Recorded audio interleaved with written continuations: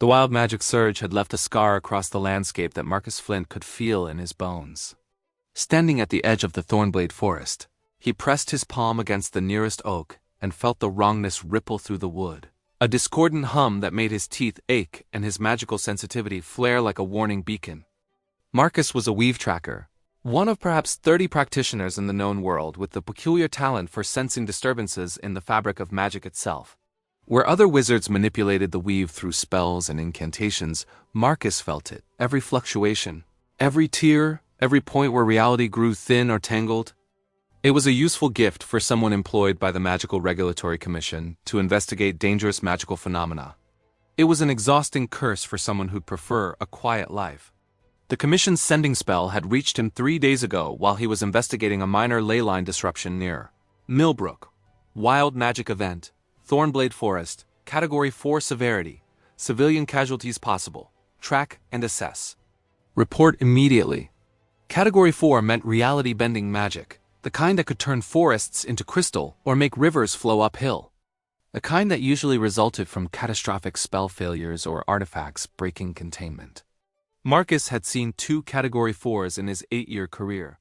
Both had required months of careful magical realignment to repair the damage. This one felt different. He stepped into the forest, following the trail only he could perceive, a wavering line of disturbed magic that pulsed with colors that had no names. Most wild magic surges dispersed quickly, their energy scattering like ripples in a pond. This one was sustained, a continuous stream leading deeper into the woods. Whatever had caused it was still active. The forest grew stranger as he followed the trail. Trees twisted in impossible spirals, their bark flowing like water before freezing into new configurations. A clearing he passed through contained flowers that bloomed, died and bloomed again in rapid cycles, their petals shifting through colors that hurt to look at. A stream ran backwards for 50 feet, then sideways, then split into 3 directions simultaneously before rejoining itself in defiance of basic physics. Marcus documented everything in his field journal, sketching the distortions and noting their intensity. The Commission would want detailed reports. But more importantly, he needed to understand the pattern. Wild magic was rarely truly random. It followed rules, just not the ones reality usually obeyed. If he could identify the signature, he might anticipate what was coming next. 3 hours into the forest, he found the first body. It was a deer, or had been. Now it was something else. Something that made Marcus's eyes water when he tried to focus on it directly. The creature existed in multiple states simultaneously, alive and dead, solid and vaporous, present and absent. Its form flickered between possibilities too quickly to comprehend, a living contradiction that should not exist. Marcus felt his stomach turn. He'd seen wild magic do strange things, but this was transformation on a fundamental level. This was reality itself unable to decide what the deer should be, so it became everything at once. He marked the location carefully and continued following the trail. The signature grew stronger, more coherent. Marcus realized with growing unease that this wasn't random magical discharge. It was focused, directional. Something was generating this disturbance deliberately, or at least continuously, and it was getting closer. The forest opened into a ravine he didn't remember from any maps. The wild magic trail led down into shadows that seemed darker than natural shade, a blackness that swallowed light and sound. Marcus lit a dancing lights. Cantrip, a simple spell that required minimal manipulation of the weave and sent the 4 orbs of luminescence ahead of him. They descended perhaps 20 feet before disappearing entirely. Not fading, but simply ceasing to exist as if they crossed an invisible boundary beyond which magic functioned differently. Marcus stood at the edge, peering down into absolute darkness. Every instinct screamed at him to turn back, to report this location to the Commission, and let them send a full investigation team with proper support. This was beyond a single tracker's capabilities. But the trail pulled at him, a resonance in his chest that felt almost like recognition. He'd never encountered magic that felt like this, ancient and new simultaneously, alien yet somehow familiar. It called to the same sensitivity that let him perceive the weave's patterns, as if whatever was down there wanted to be found. Wanted specifically him to find it. Marcus checked his equipment. Healing potions, dispel magic scrolls. Emergency teleportation amulet keyed to Commission headquarters. Everything a tracker should carry into dangerous situations. Then he checked his courage, found it questionable but adequate, and began the descent. The ravine walls were natural stone, not carved, but they bore marks that made Marcus pause. Symbols had been scratched into the rock, not recently, given the weathering, but not ancient either. Perhaps 50 years old. They weren't in any magical notation he recognized, not the standardized grimoire symbols or even the older runic scripts. These were cruder, more desperate. Words in common mixed with arcane sigils. Sealed. Danger. Do not open. Someone had found this place before and tried to warn others away. The darkness swallowed him as he descended. Not the absence of light, actual darkness, a substance that pressed against his skin and muffled sound. His dancing lights had failed, but Marcus pulled out a sunrod, a mundane light source that worked through chemical reaction rather than magic. It cast a pale glow that barely penetrated 3 feet. The ravine bottom was wider than the opening suggested, expanding into what felt like a natural cavern. Water dripped somewhere in the distance, each drop echoing strangely as if the space couldn't decide on its dimensions. The wild magic signature was overwhelming here, so intense that Marcus had to stop and steady himself against a wave of vertigo. Then he saw it. In the center of the cavern, suspended in midair with no visible support, was a sphere of absolutely nothing. Not darkness, not empty space, nothing. An absence so complete that Marcus's eyes refused to process it, sliding away from the void, as if his brain couldn't accept what it was seeing. Around the sphere, reality fractured like broken glass, fragments of different possibilities existing simultaneously. He saw the cavern as it was, as it had been, as it might become all layered over each other in dizzying complexity. And from the sphere, magic poured out in a continuous stream, the source of the wild magic signature. Not a surge, not a discharge, but a constant bleeding of raw, unstructured magical energy into the world. Energy that had no attunement, no purpose, no form. It simply was, and reality didn't know what to do with it.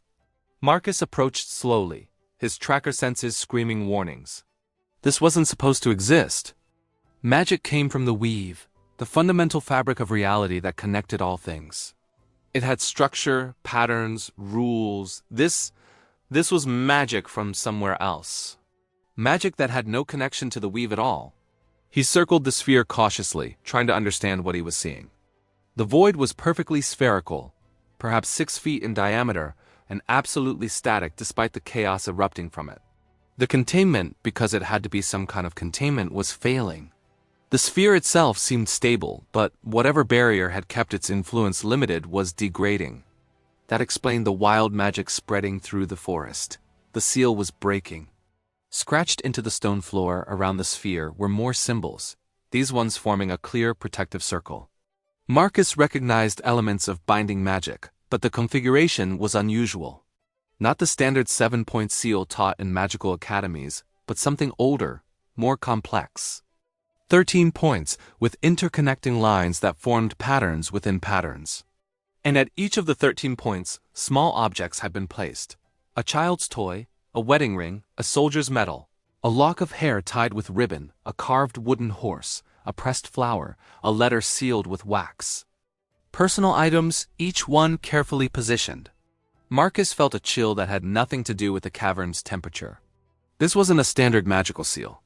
This was sympathetic magic on a massive scale, using emotional anchors, objects with personal meaning, laden with memory and feeling, to strengthen the binding. Whoever had created this seal had poured not just magical power into it, but pieces of their own lives. One of the objects, the pressed flower, had crumbled to dust. The emotional anchor was gone, and with it, part of the seal's strength. Marcus watched as tiny cracks spread through the containment circle's pattern, magic bleeding through like water finding gaps in a dam. He pulled out his journal and began sketching frantically. The commission needed to see this, needed to understand what they were dealing with. This wasn't just a wild magic surge, this was a containment failure around. Something that shouldn't exist in their reality at all. A sound made him freeze. Footsteps, descending into the ravine. Marcus spun, his hand going to his component pouch. In the dim sunrod light, a figure emerged from the darkness. An elderly woman with silver-white hair and eyes that reflected light like a cat's. She wore traveling, clothes that had seen hard use, and a staff of gnarled wood that hummed with its own magical signature. "So someone finally followed the trail," she said, her voice carrying an accent Marcus couldn't place. "I wondered how long it would take for the commission to send a tracker. Though I'd hoped I'd be dead before it came to this." "Who are you?" Marcus demanded, preparing a shield spell in his mind. "My name is Vera Ashwood, and 53 years ago I helped seal away something that should never have entered our world." She gestured to the sphere with her staff. "We're looking at a hole, young tracker. A puncture wound in the fabric of reality. Beyond that sphere is elsewhere, a place where magic exists in its pure, unstructured form. We found it by accident, a group of us foolish researchers experimenting with planar boundaries. And we nearly destroyed everything trying to study it." Marcus's mind raced, connecting pieces. "The wild magic is bleeding through because the seal is failing. Each anchor was powered by someone's life force, their memories and emotions given physical form.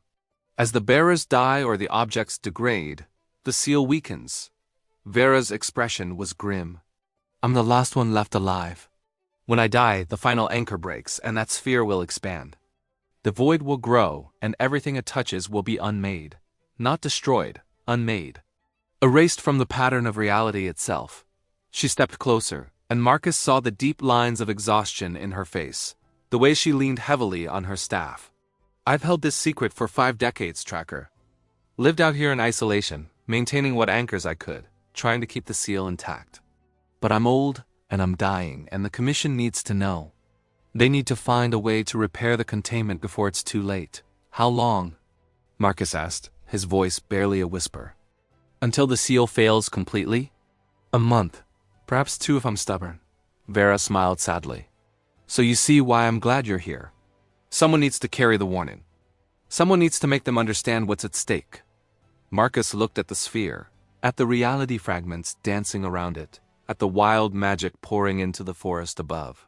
A month or 2 until complete containment failure. Until a hole in the universe expanded and began erasing everything it touched.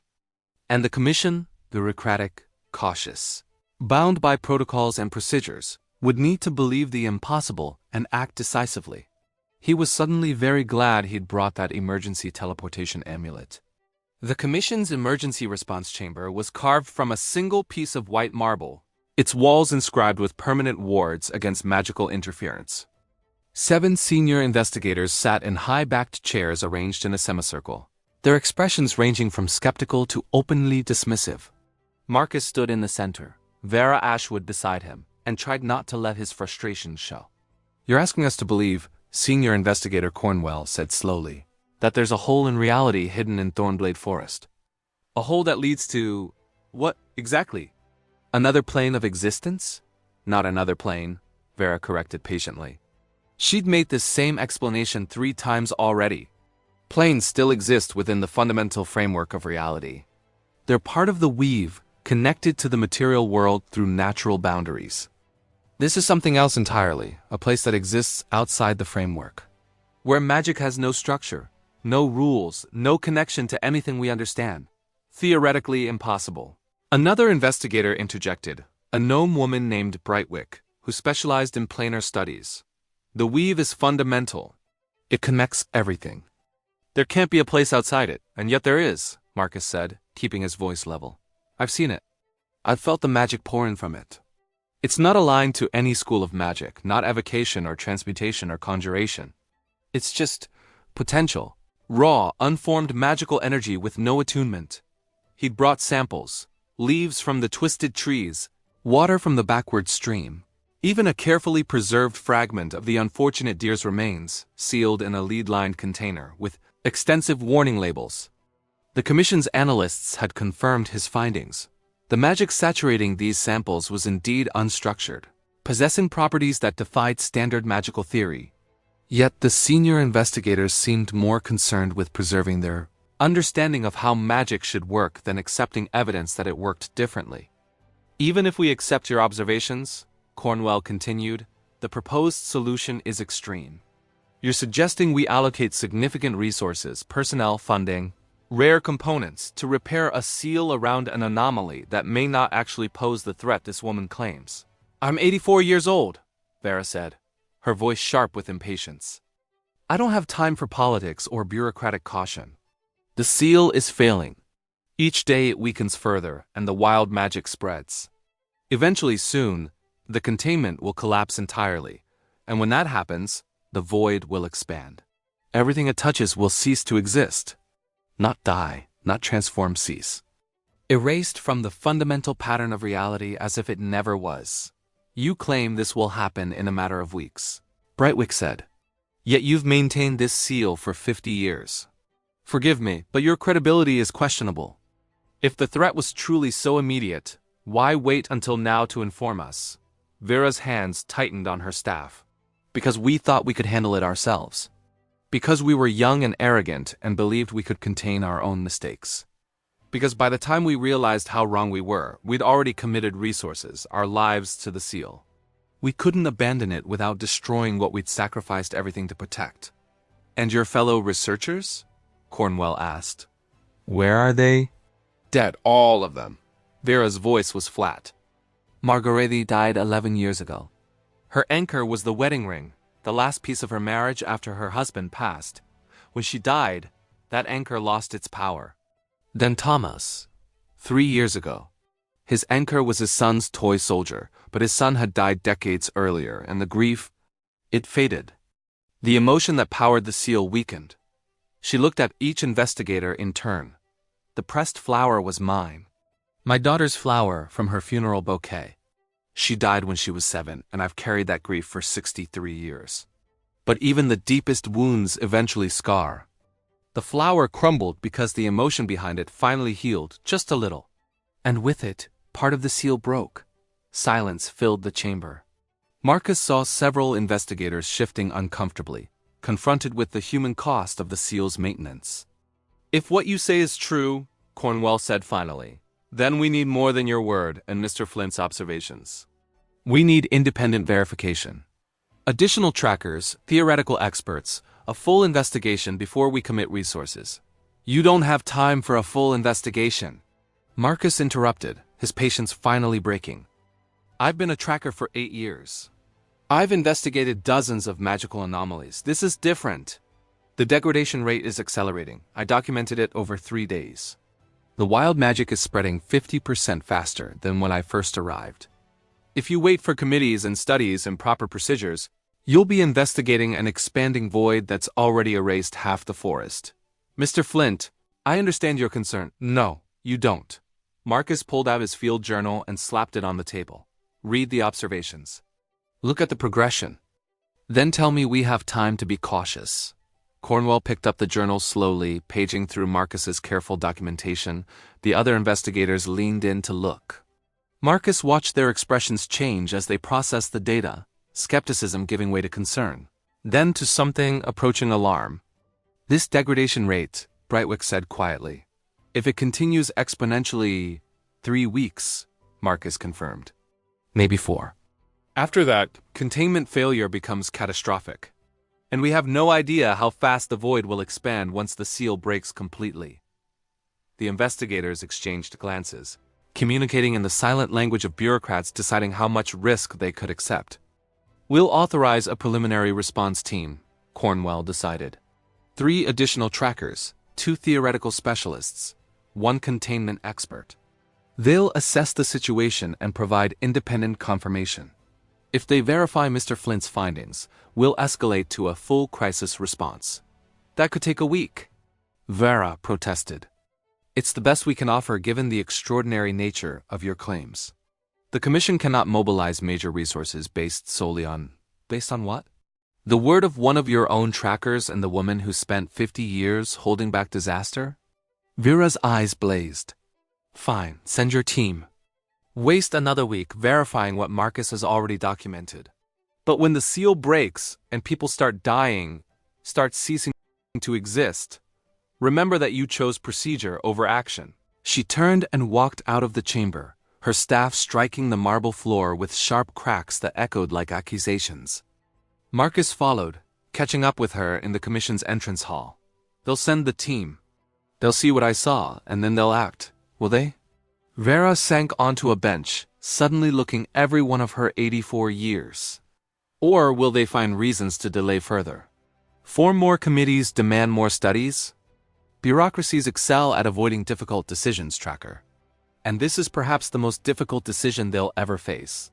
She was right, Marcus realized. Even if the verification team confirmed everything, the commission would need to decide what repairing the seal actually meant. It wasn't a simple magical fix. The original seal had been powered by life force and deep emotional bonds. Recreating that kind of sympathetic magic would require enormous sacrifice, the kind that modern magical practitioners rarely considered. There might be another way, Marcus said slowly, an idea forming. The seal uses emotional anchors, objects with personal significance, powered by memory and feeling. What if we don't try to repair the old seal but create a new one? Fresh anchors, placed by people who understand what they're committing to? You'd need 13 people willing to sacrifice pieces of their lives, Vera said. To bind themselves to the containment for however long they live, maintaining it through their own emotional energy. That's not the kind of commitment anyone makes lightly. No, Marcus agreed. But it might be the kind of commitment people make when they understand what's at stake. If the alternative is reality unraveling, you're assuming people will believe the threat, that they'll accept the impossible and act on it. Vera smiled sadly. That's an optimistic assumption, given what we just experienced in that chamber. But Marcus was already thinking through possibilities. He was a tracker, trained to perceive the weave's patterns. If anyone could understand how to create new emotional anchors, how to bind them to the containment in ways that would hold, it would be someone with his sensitivity. And if he could demonstrate the process, prove it was possible. I need to go back, he said suddenly. To the ravine. I need to study the original seal more carefully, understand exactly how it was constructed. The wild magic is intensifying. It's more dangerous now than when you first arrived. I know. But if I'm going to convince the commission, convince anyone, to attempt a new seal, I need to understand the old one completely. I need to know what we're facing. Vera studied him for a long moment. You're planning to be one of the 13, aren't you? To bind yourself to the containment. Marcus hadn't consciously decided that yet, but as soon as she said it, he knew it was true.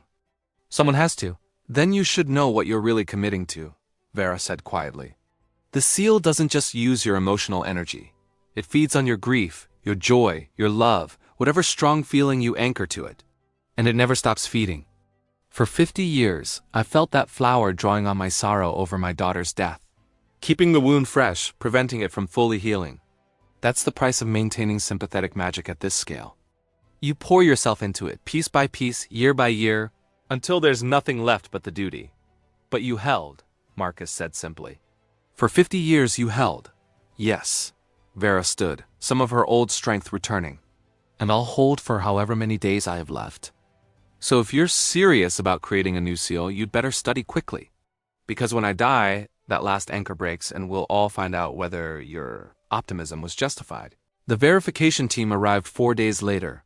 3 trackers Marcus knew by reputation, 2 theoretical specialists from the Academy of Planar Studies, and a containment expert named Aldric Thorn who'd published extensively on binding magic.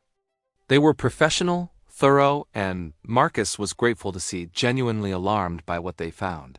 The degradation has accelerated again, Marcus reported, leading them down into the ravine. He'd spent the intervening days studying the seal, documenting every detail of its construction.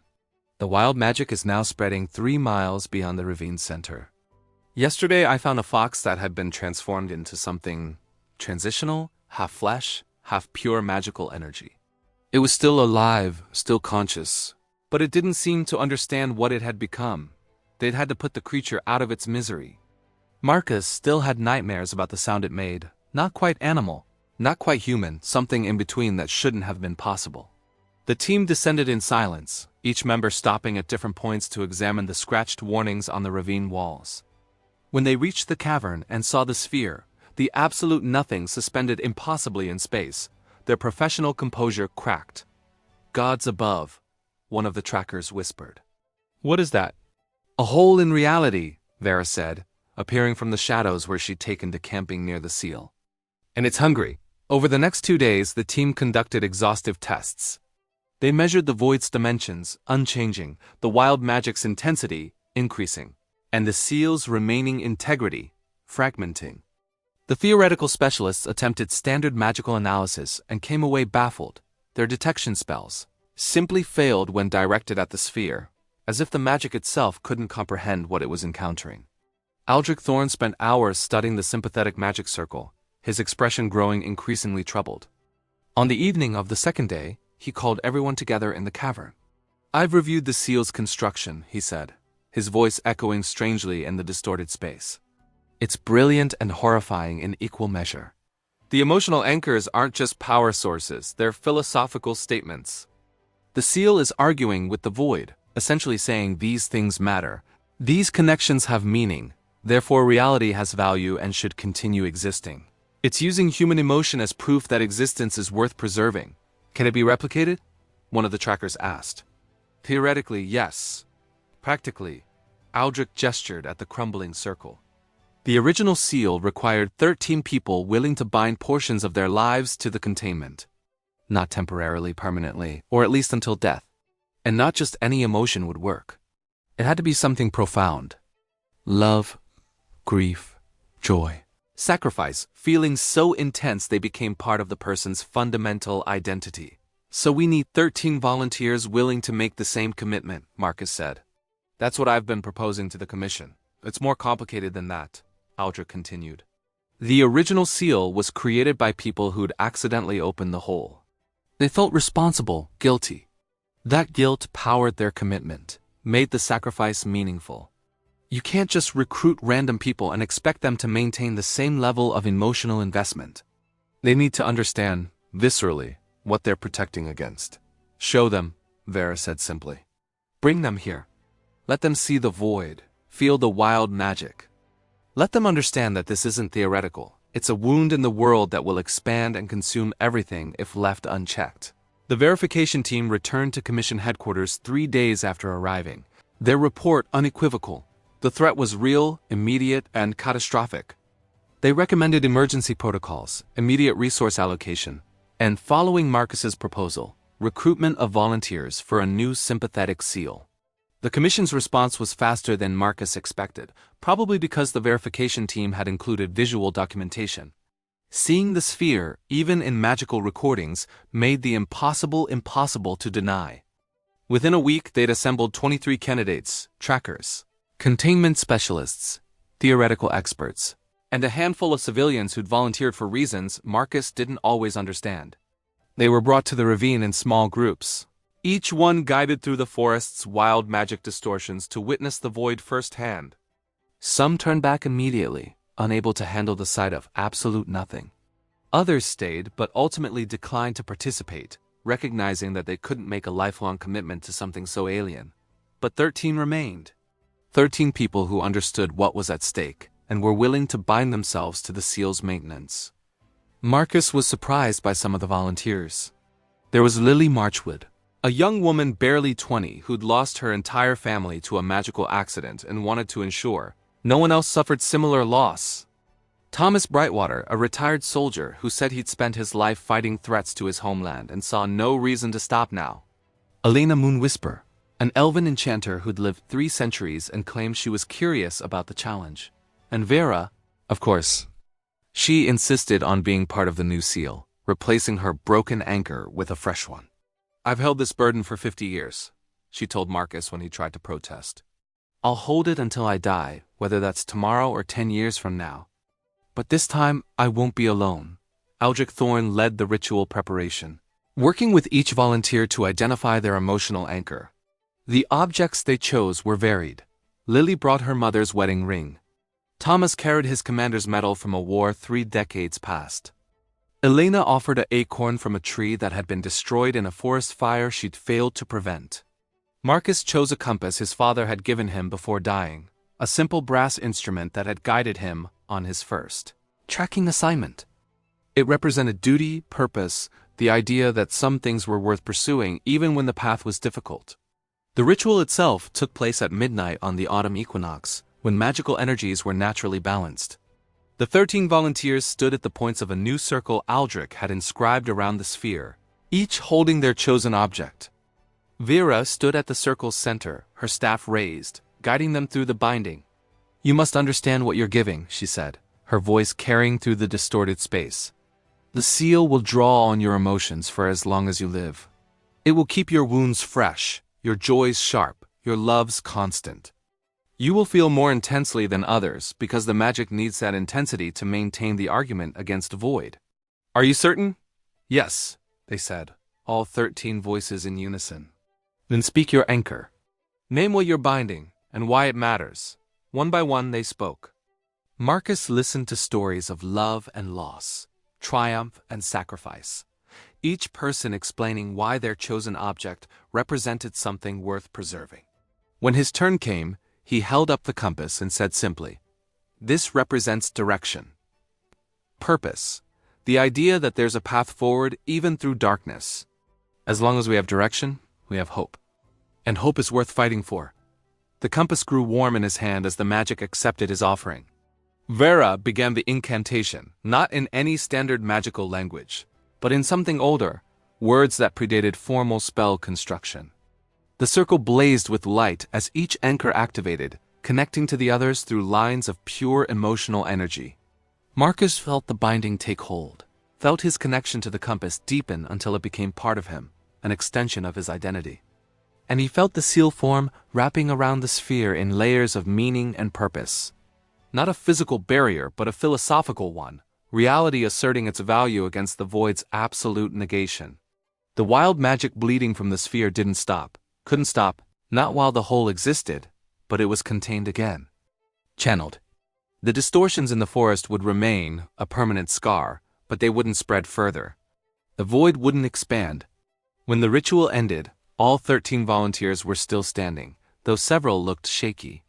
Marcus felt the compass humming in his hand, a constant subtle vibration that he knew he'd feel for the rest of his life. "It's done," Vera said, leaning heavily on her staff. "The seal is restored. Not perfect. The original had 50 years to settle and strengthen. But it will hold if we maintain it. How do we maintain it?" Lily asked, still staring at the ring in her hand. "By living," Aldric explained. "By continuing to feel the emotions that power your anchors.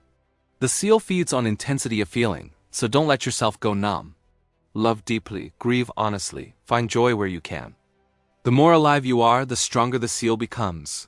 They camped that night in the ravine, none of them quite ready to leave the sphere yet. Marcus found himself sitting with Vera, both of them staring at the void that had defined so much of their lives. "I felt it accept the seal," Marcus said quietly. "Not the void itself, but something, reality, maybe. The fundamental pattern that we're part of. It recognized what we were doing and approved the weave," Vera confirmed. "The void is outside the weave, but we're not. When we bind ourselves to containing it, we're strengthening the boundary between what is and what isn't. The weave responds to that, reinforces our work. It's why sympathetic magic is so effective for this kind of containment. It's not just our power holding the seal, but reality's own will to continue existing. Will it ever be possible to close the hole completely?" Marcus asked. "Or will we always need guardians?" "I don't know," Vera admitted. "Maybe someday we'll understand the void well enough to seal it permanently. Or maybe this is just the price of curiosity. We opened something we shouldn't have, and now we're responsible for keeping it contained forever. Either way, we have 13 people committed to the work now, instead of just me." "That's an improvement." Marcus looked around at the other volunteers, scattered across the cavern in various states of rest or contemplation. They'd all given up pieces of their lives tonight, bound themselves to a burden they'd carry until death. But they'd done it willingly, understanding what was at stake. "Thank you," he said to Vera, "for holding on long enough for us to find you. For trusting me to carry the warning." "Thank you for listening," she replied. "And for being foolish enough to think you could fix it." They sat in companionable silence, watching the void that refused to be anything, surrounded by reality that insisted on being something. 3 months after the ritual, Marcus stood in the Commission's main library, reviewing reports from the Thornblade monitoring station. The wild magic had stabilized, its spread arrested.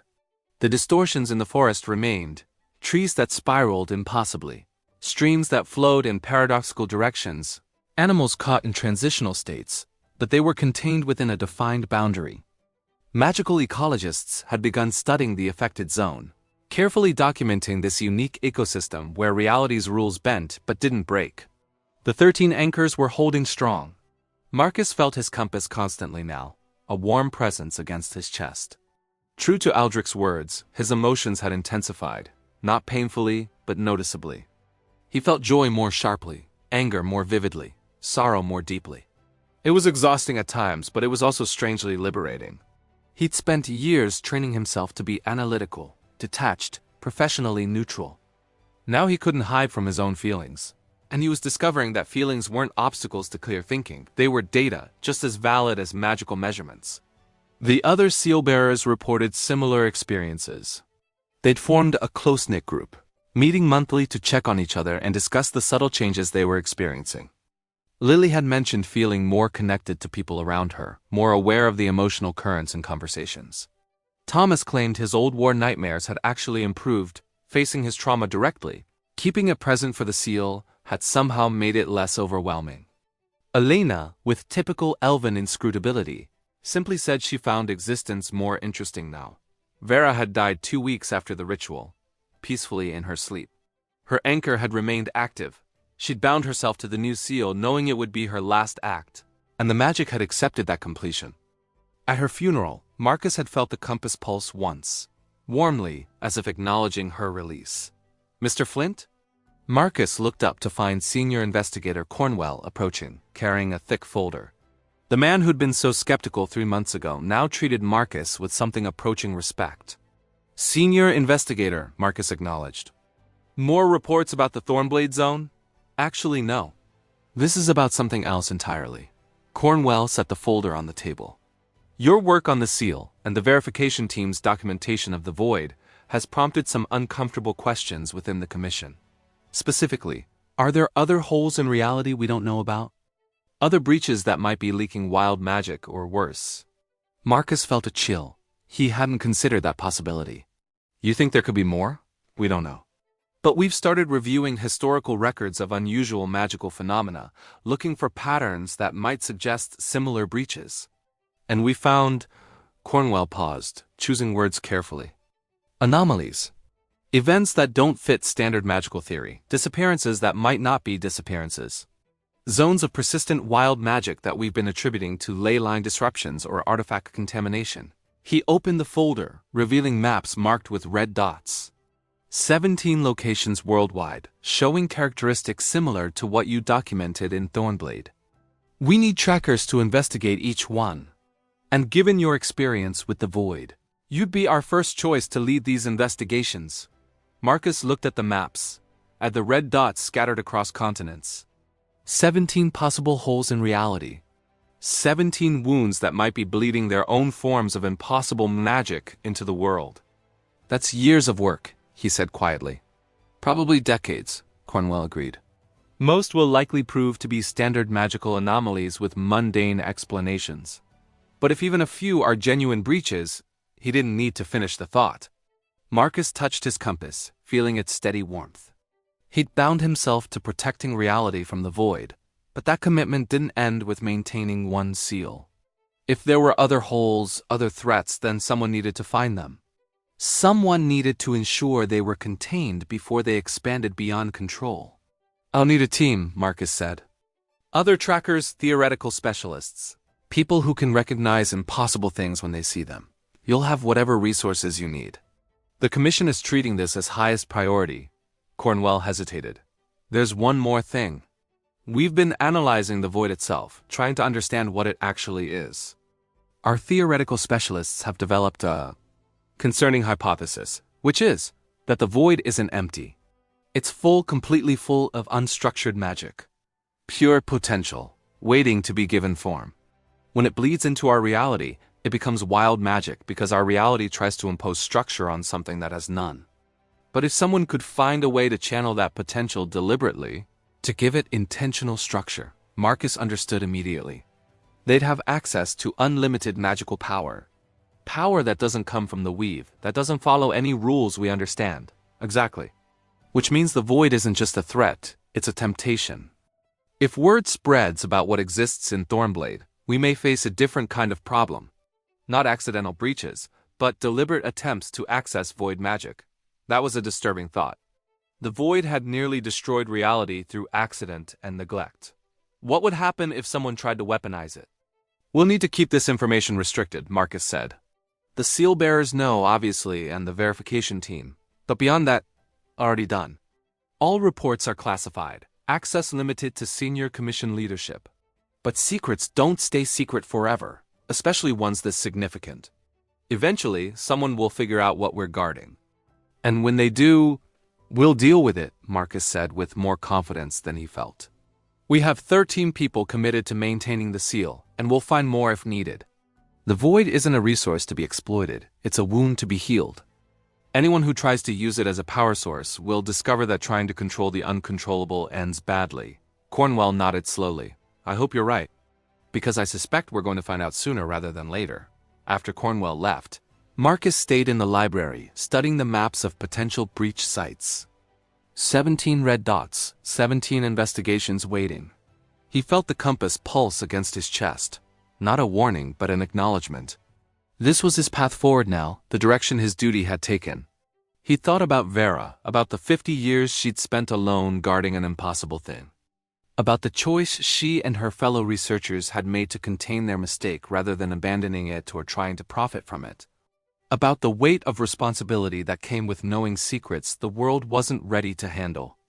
Marcus Flint had followed a trail of wild magic into the Thornblade Forest, seeking a standard Category 4 event to document and report. He'd found instead something impossible, and in finding it, he'd bound himself to protecting reality from threats most people couldn't imagine. But as he packed his field kit and prepared for the first of 17 investigations, he realized he didn't regret the choice. Someone needed to track the impossible. Someone needed to stand at the boundaries where reality frayed and hold the line. If not him, then who? The compass grew warm in his hand, approving. Direction, purpose, hope, all the things he'd anchored to it during the ritual.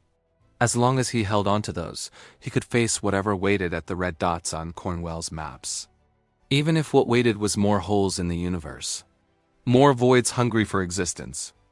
More impossible things that refused to be anything other than themselves.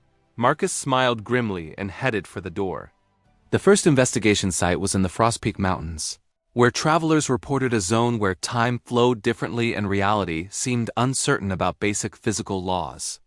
It was probably just a ley line disruption. Probably, but he'd follow the trail wherever it led because that's what trackers did. They found the strange, documented the unusual, and stood witness to the impossible.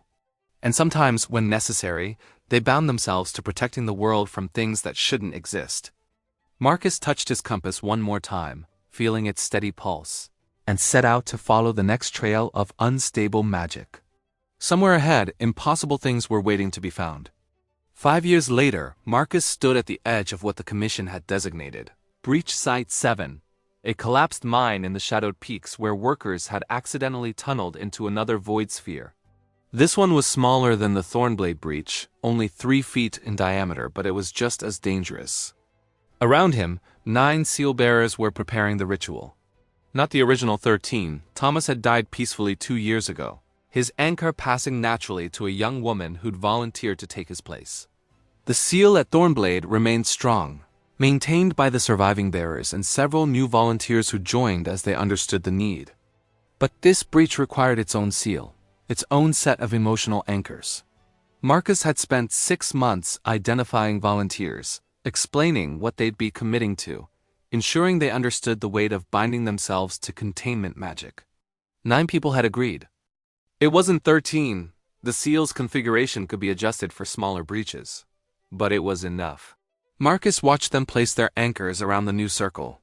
A child's drawing, a musician's first instrument, a healer's medical bag, a sailor's navigational chart, a gardener's seed collection, a teacher's lesson plan, a blacksmith's hammer, a scholar's dissertation, and Marcus's own contribution, a tracker's badge from his first successful investigation.